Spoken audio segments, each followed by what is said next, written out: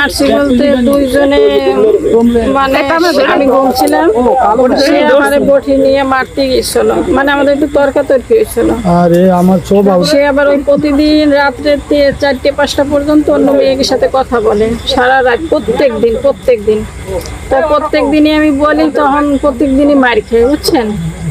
তা ওদিনকে ওইরকম কথা বলতেছে, পরে একটু কথা কাটাকাটি হয়েছে, পরে আমি ঘুমাতে গেছি, আমি ঘুমাইছি।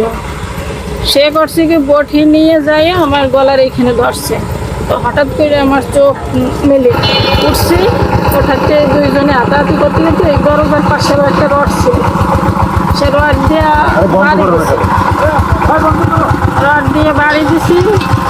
আমি এসে করে দিছি, আমি বুঝতে পারি না যে এত দূরে তো লাগে যাবে। এই যে মরদেহটা যে বিভিন্ন জায়গায় ফালাইছেন, এটা আসলে কাহিনী নিয়ে ফালাইছেন? একাই ফেলেছি, বডিগুলো টুকরা করছেন কিভাবে? চাকু দিয়ে। চাকু দিয়ে? কোথায় কোথায় ফালাইছেন? এইখানে আর ওই যে নড়িয়া নদীর পাড়ে? মাদার ভাই, আমি একটা পিঁপড়েও মারি নাই, আর এখন আমি কেমনে কি করলাম আমি নিজেই জানি না। কৌশলে বিয়ে করছে, তারপরে এই মহিলা জাল্লাতি করছে আমাকে লাগে, দুর্নীতি করছে, টাকা আত্মসাৎ করছে, তারপর আমার বাবাকে সে হত্যা করছে। তার এটা আমি সুস্থ বিচার, আমার ছেলের দ্বারা হত্যা করছে, আমি বিচার চাই। হ্যাঁ, আমি বিচার চাই। কি অপরাধ আমার ছেলের